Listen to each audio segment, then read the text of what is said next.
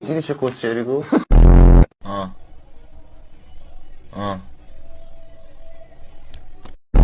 اون برنامه رو این بساز پاتون رو دراز نکنید گیرمتون بابا. شما یه مش چونی کف امریکا این برنامه و به جون مادرم ببینمتون اصلا یه جوری دیگه است داستان. چش تو چش اصلا شما خواهی نه تو صورت من نگاه کنید.